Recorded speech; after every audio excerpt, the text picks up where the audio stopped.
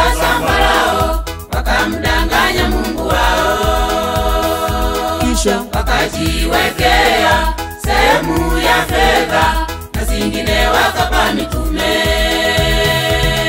Anania na Safira waliuza shamba lao wakamdanganya Mungu wao, kisha wakajiwekea sehemu ya fedha na zingine wakapa mitume.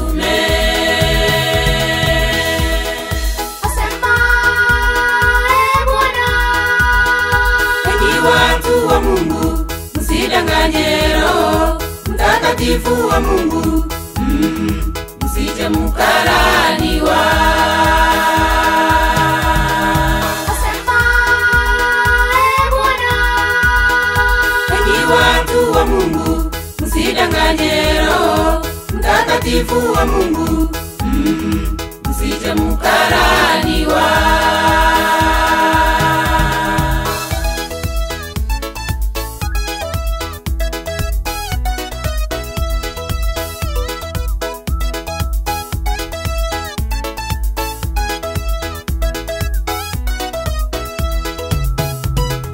Petro akasema, Bwana, imekuwa siri kuweka sehemu ya thamani.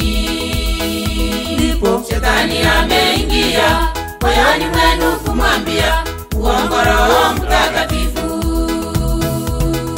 Petro akasema, Bwana, imekuwa siri kuweka sehemu ya thamani.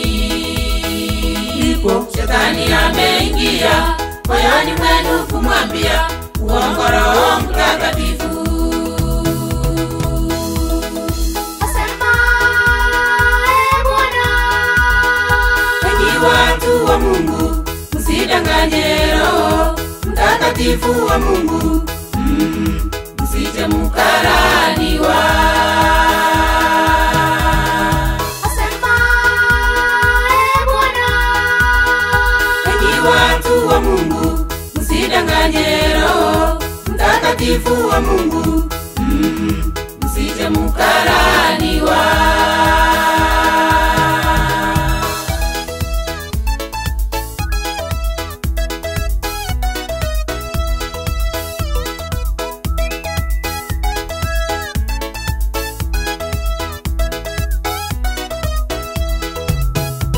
Ndugu yangu, dada yangu, tumekuwa Anania pamoja na mkewe Safira. sasa Tunamdanganya Roho Mtakatifu wa Mungu, mwishowe tutangamia. Ndugu yangu, dada yangu, tumekuwa Anania pamoja na mkewe Safira. sasa Tunamdanganya Roho Mtakatifu wa Mungu, mwishowe tutangamia. asema Bwana, Enyi watu wa Mungu, msidanganye Roho Mtakatifu wa Mungu, msije mkaraniwa.